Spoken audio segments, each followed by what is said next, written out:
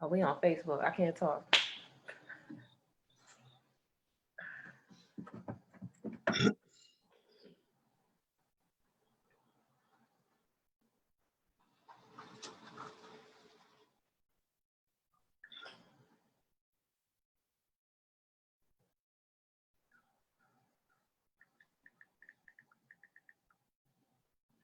All right. Good afternoon and welcome to Showtime TV Productions. I'm your host, Omar Rashada. This is a look at politics in 2020, part 8, and I have a very special guest. She is the winner of the 2nd District of the City Council. We have Ms. Shan'e Darby-Bey. Good afternoon and congratulations. Oh, thank you, thank you. And it's actually Shanae. Oh, It looked Shanae. like Oh, okay. it looked like Shane, but it's an accent mark over the E. So since kindergarten. Okay, Okay. Shanae, I got you. All right, so you ran against, it was 4 of you all together, and you won by pretty much a good amount of votes. At the end of the night, when it was determined that you were the winner, what was your immediate reaction? I was excited. Like, I ran to run to win. So, I was excited. I was very excited. I was dropping my little cousin off to her friend's house. She was at the house.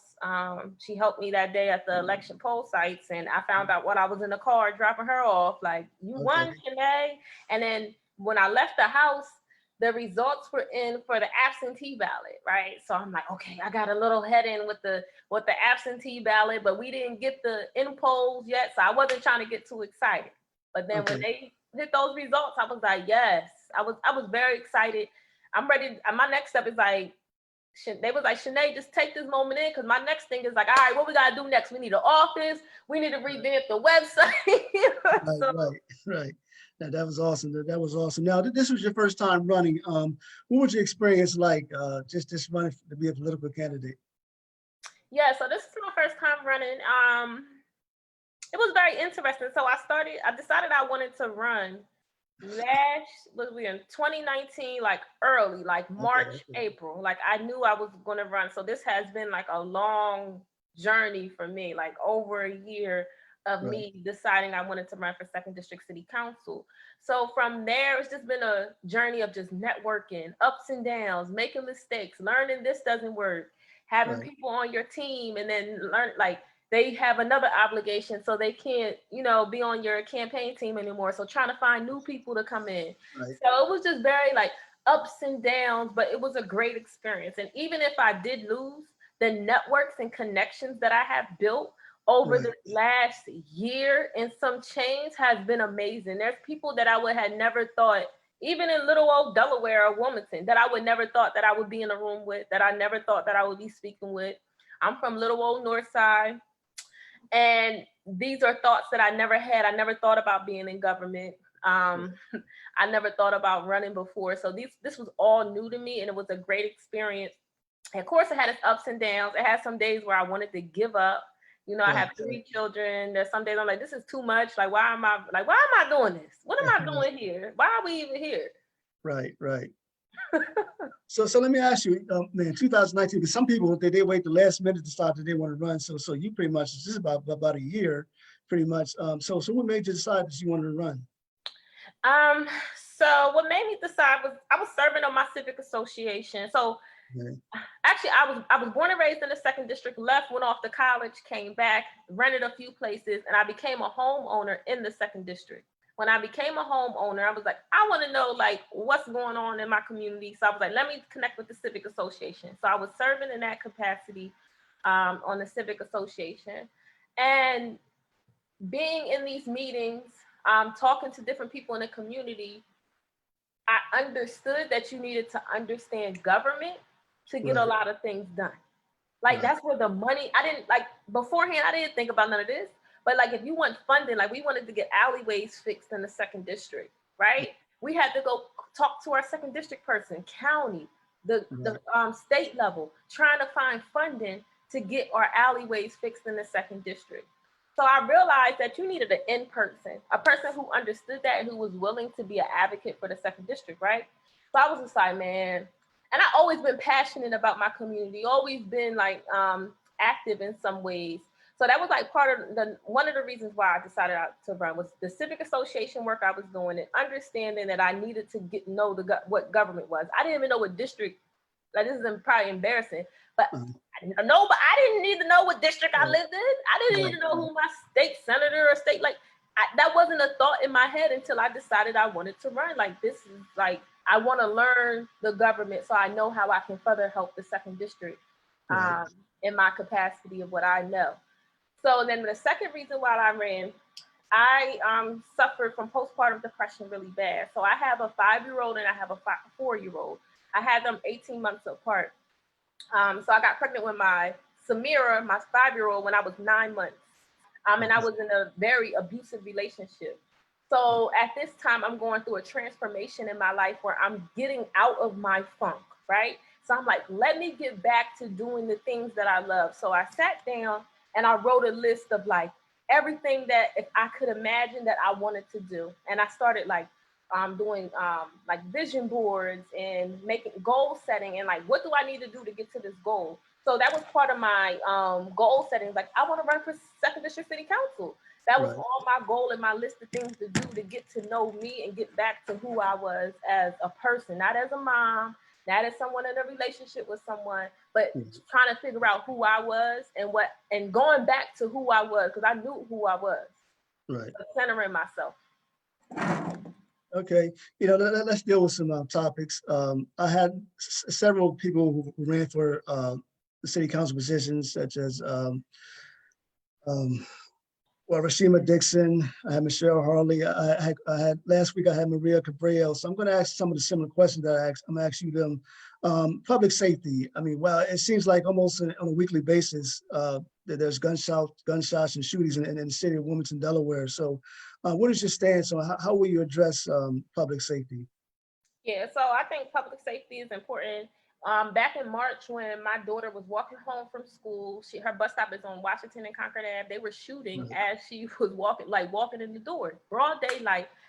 So I'm very concerned as a parent, as someone who lives in this neighborhood of dealing with public safety. And I think the first thing is having that communication or community involvement. I think it takes different entities to solve this. So we need to figure out all these organizations, these men in our community, the people in our community who want to be involved with these young people, because it's the youth, it's the young people who are committing these crimes and the gun violence in our city. How can we work with them at 17, 18, 19 to get them engaged? And then how can we work with them when they're 5, 6, 7 on dealing with that trauma? So my full-time job, I'm a therapist. A lot of kids, and I work with mostly children in Wilmington. Okay. There are 5-year-olds who've been through more stuff than a 30-year-old. Wow. Who has experienced so much physical abuse, verbal abuse, mental abuse, living in unhealthy, toxic environments. How do we get them when they're 5, 6, 7, right? So how do we work with that population is what I'm interested in dealing with trying to figure out public safety. And then how do we get them when they're 17, 18, 19? So I worked at Wilmington Job Corps Center. We served 16 to 24-year-olds. So I work with that population. And all of them some of them you can save. You're not going to save everybody, right? But you can try to save all of them. And I think it's really connected to public safety is really connected to, we have to look at the educational system. The educational system are failing our kids. Like, they are passing them. Like, literally, I taught 9th grade at a high school in Philadelphia when I lived there. Okay. Only 2 people passed. But do you know, everybody moved to the 10th grade? Ooh. How do we expect kids who can do basic math to be productive adults and be able to manage and do basic functions of things? So we have to look at our educational system, right? And we also have to look at the employment opportunities in our communities. We have to look at just the opportunities that people have in regards to being exposed to things at a young age. When I grew up in the city of Wilmington, they had 1,000,001 programs for young people. They had the free summer camp at UD. I learned how to swim because I went to the free summer camp they had for city kids at UD. I was exposed to lacrosse. I didn't know what no lacrosse was. You feel me? Like they exposed city kids to all these things. They had things for us to do in the summertime. Like, I want to get back to how do we put programming back in for our kids in the summertime and after school to fill in those voids? How do we work with our young people on addressing the trauma at a young age and getting them? And then our 17, 18, 19-year-olds, they're not going. We got to figure out a way to save them. And that's going to take a community. It's not going to just be me by myself as a politician. It's going to take all you Black men or men in the community, all the women in the community, the older people in this community. Because what happened, people my age, we go to college and we don't come back. Mm-hmm. Right? So all the people who can help leave. Right? So what are we doing as a community? We have to feel some type of obligation or investment into our people. So it takes me as a politician, but then me as a community person and person who care, because my kids are growing up in this neighborhood. They're going to be friends with the kids in the neighborhood. They're going to marry and mingle with these kids in the neighborhood. So I care about them as a collective. So I think there's no one answer. I don't think there's one legislation or policy that I can sit here and say as a politician. But what I do see, and because I don't like making false promises like, hey, we got to pass this legislation and it's going to solve everything. Nah, what's going to happen? It's going to be a long-term thing, but we have to start focusing on trauma. We have to start focusing on youth programming, and we have to start focusing on getting our youth involved into these conversations. Right, definitely. You know, I was thinking about the second district, and you can correct me if I'm wrong, but you just mentioned the youth, and I don't know if any recreational center or any boys or girls clubs in the second district. Am I correct with that? There are no community centers. Okay. So we have the PAL Center, which is over on like 38th, 39th Street. First district, Right. So my daughter, 12-year-old, she's not walking on 38th, 39th Street. I'm just telling y'all now. Then we got the Boys and Girls Club all the way down Vanderbilt Ave. So within the second district, we don't have a large like community center or entity. However, a few things I do want to say about that is that we do have some small gems in the community that people don't know about. We have Tennis Rock House. So Tennis Rock House is a small scale community center, and my daughter goes there for tutoring. They offer tutoring service, SAT prep. They do credit recovery for people in high school. They have a lot of services there, but a lot of people in the community who live in this neighborhood don't know about this program. They do tennis training, they do music training, they do all types of neat things there. So as a second district person, I want to highlight these small gems in our community so people know what's happening. Like Hanover, they have a few youth programs. Warner has some after school programs going on last school year for kids to go to. It's like, how do we connect people to what's already going on? And then how do we get a community center in the second district? So Trippy Congo just bought the old Chrysler King on 27th Street, y'all. You know that could be a community center, Trippy. How you doing? So we need to find a building or somewhere to put a community center. That's not going to be overnight because people think like this, it's going to take time to get a community center in the second district. But I think that's something we could start working to, and then highlighting the gems, and then increasing accessibility to the programs that are around us. So the Teen Warehouse, right before COVID, they were doing a bus loop. And they were going to have a bus come from the Teen Warehouse, go to Kingswood, go to the PAL Center, the Boys and Girls Club, right? It was going to make a loop. It was going to pick teenagers up and drop them off and pick them up so that they all have access to all of those community centers. When I saw the list of the stops, I was like, hold up. There's no stops for kids in the second district. And if nobody else don't need it over North Side, the second district needs it. So I had reached out to the Teen Warehouse director. I was like, hey, can we have a meeting? I would love to get second district at least one stop so we can pick up teenagers in the second district. So that conversation happened. We were able to get a bus stop. And then over spring break, they were supposed to do a test run of the bus loop. But COVID came, messed up everything. So like, how do I want to make sure that the second district get a piece of everything. So we need bus stops too. Y'all need to pick up these teams. Get them, come get all of them. Right, and I agree 100%. There should be some type of youth center in the second district, because in the first district, I live in the first district, so we got the PAL Center.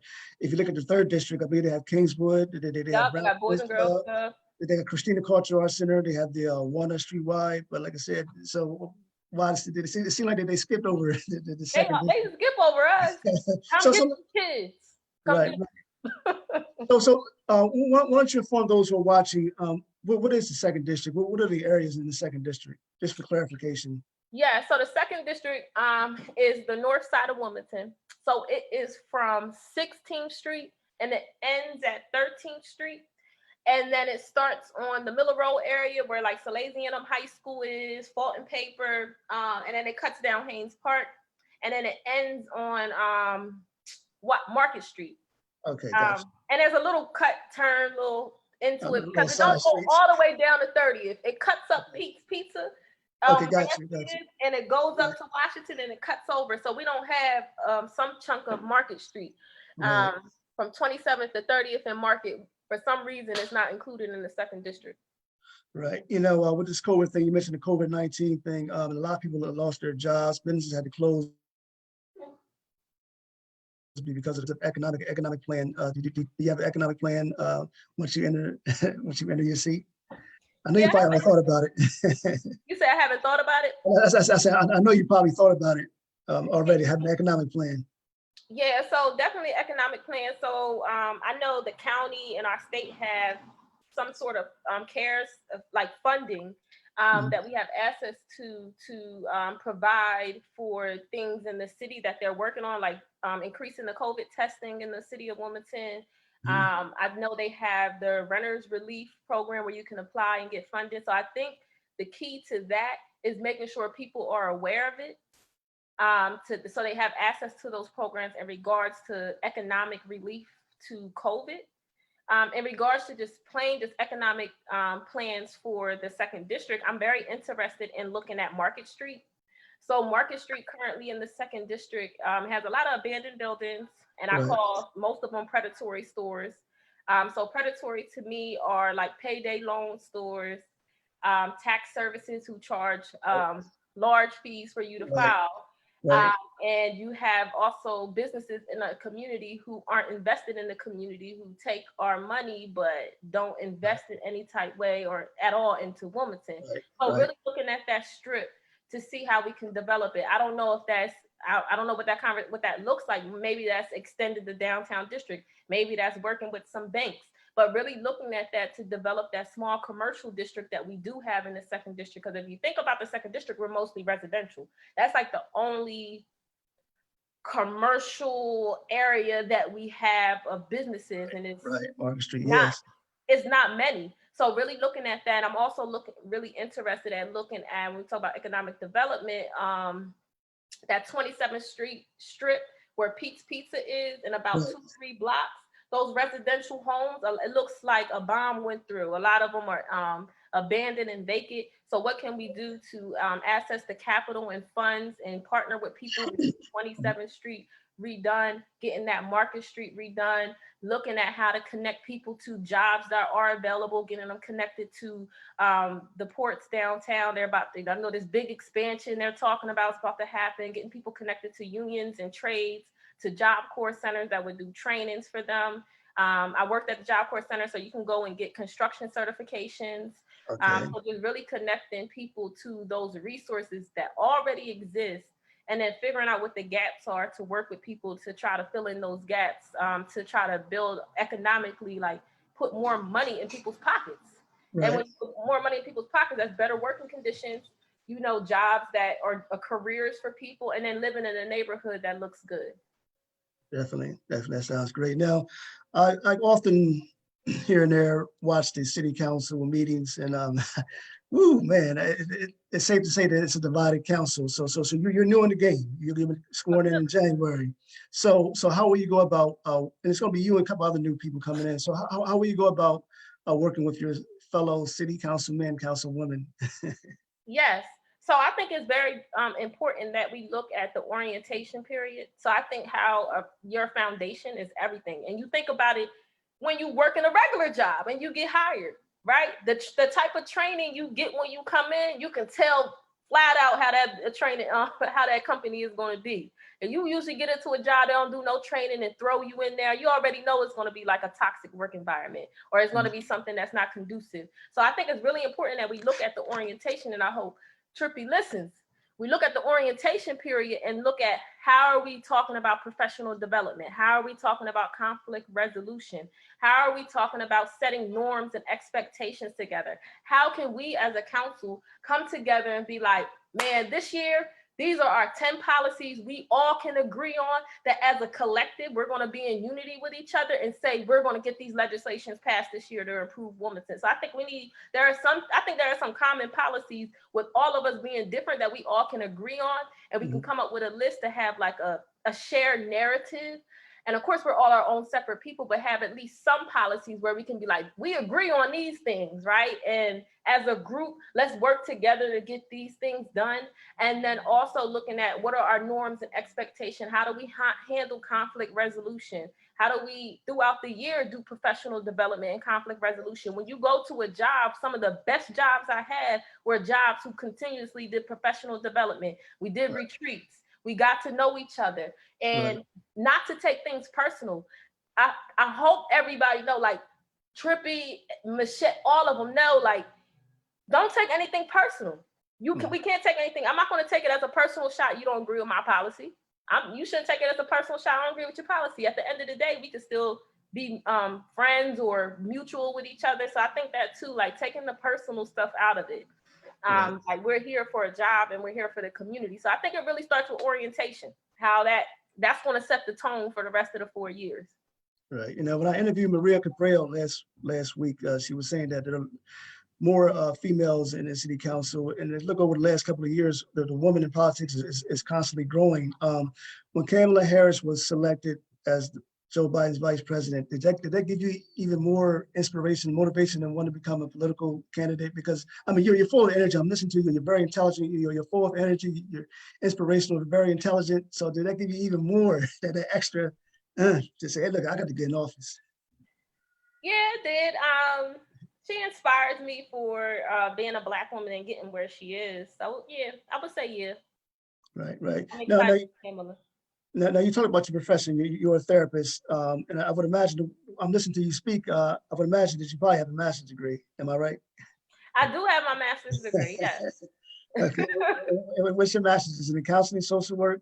No, actually, my education is not in therapy at all. So I'm not a licensed therapist. Okay, got you. I went to school for African American studies with a concentration in ethnography and Black women studies. So my goal and dream was to be a professor teaching at a college, like teaching Black women studies at Spelman or something. But I had got pregnant with my daughter Samira, so I stopped at my master's program. When I was finished, so I stopped at my master's program. I moved back to Delaware. Jobs for professionals in Delaware was none. So I got a job working at a foster care, but it was a treatment level foster care. So I was able to go get my experience in treatment and counseling. I got a certification in that. So I have my master's and my certification in like treatment and counseling from that job. And then it kind of led me to doing counseling and therapy. So when they hired me on, at first I was a therapeutic family support person, but they said with my master's and my experience in treatment and counseling and my certification, I was able to be therapy level.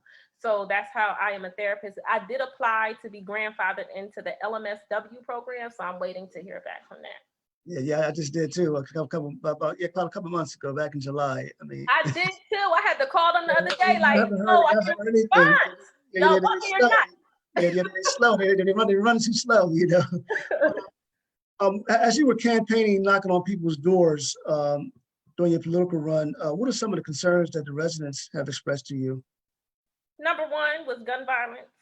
Okay. So the second district, when you look at like the statistics and data for it, it's mostly homeowners in our district. It's mostly working class people. So people, like the majority of people here want to live a life with no violence, right? There's only a small amount of people who are committing that violence. So I hate when people talk about Wilmington, like everything is bad. Like, nah, like it's pretty much chill here. It's a small group of people who are doing the crimes and the violence. It's not everybody. So it's like people are concerned about the gun violence. They want to raise their family here. They want to be able to walk their dog and go outside with their children. Nobody wants to be around violence, right? And a lot of working class people will move and leave Wilmington. And that's the second district has a potential to plummet if that happens. So if people, these working class, middle class people start leaving, the second district is going to plummet from where we are right now. So gun violence was number one. Two was the youth. Everyone talked about it was nothing for young people to do in our district. And I agree with both of those things. And that was part of my platform. Right, right. And my father, yeah, he actually lives in the second district. He's been there, I believe, since 1982. And one of the things he mentioned that it was a politician years ago. People say, well, they didn't see him in the meetings, they didn't see him in the community. So will Shan'e Darby be visible in the second district? Will you be at the meetings? Will you be at different events?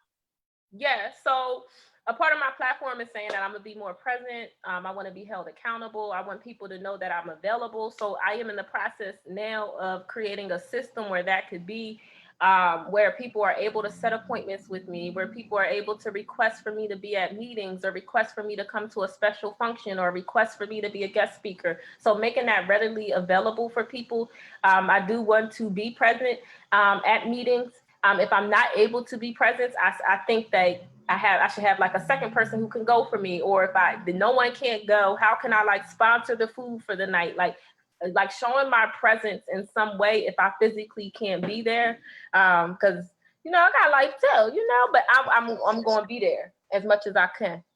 Right, right. Okay. The follow-up question with that is accessibility. I've seen people post on Facebook on numerous occasions that they try to call their city council person or state rep person and leave a message, they don't get back with them. So will you be accessible? I will be accessible. So I am in the process of revamping my website as we speak. On the website, people will be able to schedule meetings with me. So I'll have like time blocked off for people in the community to schedule time if they want to speak to me, to put complaints in, to communicate with me. Also, I'm trying to debate if I'm going to use like a Google number or just get a whole nother phone on my line that's like city council. So I'm still trying to decide on like the whole number thing, because I don't think I want people knowing my personal number. So I think I might get another phone or use a Google number. But I'm definitely, one of the first things I want to establish is that I'm accessible and I'll be present and to hold me accountable. Right, right. One of the biggest things that's going on, not only in the city of Wilmington, but across the country, is the Black Lives Matter movement. Locally, there have been marches here for Black Lives Matter, as well as the murder several years ago of Jeremy Bam Bam McDowell. Big Keeb has led those marches, as well as Bam Bam's family. What is your take on the whole Black Lives Matter movement? I am openly, proudly a Black Lives Matter supporter. I believe that working with like Bam Bam's family, Keandra and other families like John Brown, Jabri's family, working with them to really come up with ways to find justice, and then to figure out legislation, ways that we can implement, like, because they're not the answer. Legislation is not the answer, but it can help to decrease these. So like body cams, community review boards, how police are trained, community policing. So using the community to help me look at those things, to figure out what we can do, to look at what police reform looks like, to look at what the police relationship is with the city. I'm also interested in how can we increase the number of Wilmingtonians that become police officers, because I think that could be part of the issue or problem. And a lot of people come to Wilmington, don't know nothing about Wilmington. They're not connected to Wilmington. They're not invested in Wilmington. They don't know the people. So of course they're going to treat us the way they treat us. If you have someone who's established already in the city, know the people, I think that would help to decrease some of the issues that we're having with the police department. And I am very interested in looking at how police departments are funded and what they use their money for. Right. Or do you believe that police officers should walk in the community to get to know the residents? Yeah, I think that should be part of, that should be one of the solutions too. They should come out the car. I think they should plan monthly events or monthly something to get to know the community. I don't know if that's a basketball tournament. I don't know if next month might be something for them to be out here in the community actually talking to people. But I think it should be mandatory for them to do community stuff outside of just policing and walking around. Outside of their uniform, they should be in the community. I don't know, once a month they plan an event and do something with the community in whatever sector or whatever area they work in. So that is more than just policing. It's more like I care about this community. I want to be invested in this community. So I think police officers should do more community stuff, and more of their money should go there instead of scooters. Right, right. We talked about education earlier. I asked several political candidates this. I'm gonna ask you the same thing. With this COVID-19, were you in favor of the schools opening, or do you support the online learning? I'm not in favor of either one. Okay, Listen, I think it's a hard decision either way you look at it, because right, you want to protect people. I want to make sure the teachers don't get sick, kids don't get sick. I don't want my daughter bringing home COVID to my house. right, So I understand why the decision was made. But also, as a mother of 3 girls, and I have one who's in 6th grade at CAB, I have a 5-year-old who's at Montessori, and I have a 4-year-old who's in preschool. I understand the difficulties of trying to be home, trying to work, trying to do everything from home. And I can't even imagine for families who don't have some of the resources and support that I have, who don't have that, who have to be home with their kids, and there's no funds at all coming in, no money, there's no support, there's no resources for those families. Like, how can we support them during this time? And I don't know what that answer is, but I think talking to these families, like, what support do you need? I also think it's important that we look at these school districts. One, I don't think families should be having to pay for internet right now. Public school is free. I think schools should be covering the charges for internet services. right, They should, well, they already gave out the laptops or the iPads, which I think is great. But outside of that, they need to be paying for these internet service. Public schools should be free. Parents shouldn't have to worry about paying for internet for their kid to get onto the Zoom or whatever system they're using to do school. So that's the only thing I would say right now in regards to like the COVID. If I were to advocate for anything, it would be that the school districts or whoever, I don't care who it is, but it needs to be covered, where Wilmington has, Wilmington has a Wi-Fi everyone has access to, or the school districts are paying for each family household to have internet. And people are always like, oh, Comcast Essential has $10 a month. If I don't have a job and I can't work, y'all, and I gotta feed my kids, and I still gotta figure out stuff in my house, y'all think I'll care about some $10 internet? right. Agree. That's not happening. I gotta feed my kids, and then they cut off people food stamps when they were getting the extra $600, and then the $600 went away. You gotta go down there and apply. They got people standing outside for hours waiting on workers to come outside. Like, nobody's thinking of. They need to cover that internet so all these kids have free public education. Right, and to add with that, I hope, I'm not sure, but I hope that they would give the kids free laptops as well, because a lot of the kids, they were going to the library because they didn't have laptops at home. So I'm not sure, hopefully they. Yeah, so they gave everyone in Red Clay. I can't speak for nobody else, but I know for Red Clay, and I believe for all the districts, everyone was given electronic for their child, if it was an iPad or a laptop. So those were given. But if I were to fight for anything, definitely the internet, like a Wilmington Wi-Fi city internet, or pay individually for all the families internet. Right. Once again, when you had won, when you were the victorious one in the 2nd District City Council, did you hear from the other candidates? Did they give you a call? Did they reach out to you to say congratulations? Did they offer to take you under his or her wing? The people I was running against. Or anyone, people who's running against, or the ones who was already in office? Yeah, people who were in office reached out to me. I think 2 out of the 3 people reached out to me personally and text me or called me, who I ran against. The other one, he didn't. Other than that, it has been people calling me. So they call you all the way up from U.S. Congress level, all the way down to school board level, congratulating you and letting you know that, they can be there for support or whatnot. So it's been amazing. I have Lisa Blunt Rochester call. I was like, wow, okay. I'm like about to lay down, like, who is this? I was playing on my phone. So yeah, so it's been great. One of the things that also crossed my mind as I was driving throughout the city, I mean, I see signs to all the candidates who were running. And this was your first time running against it. And you put so much energy and faith in your own campaign. Did you ever have the opportunity to sit back and say, well, who are some of the candidates that I support? Because you work so hard in your campaign, and I was wondering, do y'all ever sit back and think who y'all support? Some of the other in the 2nd District run? Oh, no, well, this election, like mayor, county council, city Oh, I'm president, pretty just open all and the other flexible. races. I supported Velda for mayor. I Okay, supported Vash for treasurer. I supported Trippy Congo for president. mhm, So I'm like, I don't hide who I support, but that's who I supported in those three major roles. right, Some other people I supported, of course, Rashima. Everybody loves Rashima, you know, like I supported Rashima. Um, and who else? Kobe Owens, I supported him.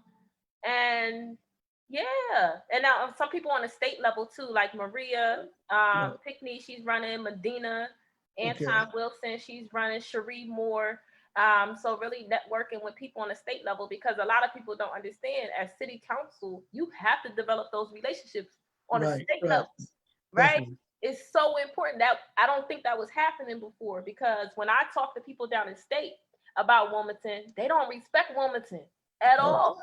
wow, And that relationship isn't there. So just really trying to figure out how can we build relationship with state legislators to like even be in support of like $15 minimum livable wage. Like that's right, state. right, Like I can't do that on city council level, but I okay, think so, as a city council, we should be supporting things like that and backing that legislation up on a state level. But yeah, so those are some people I supported.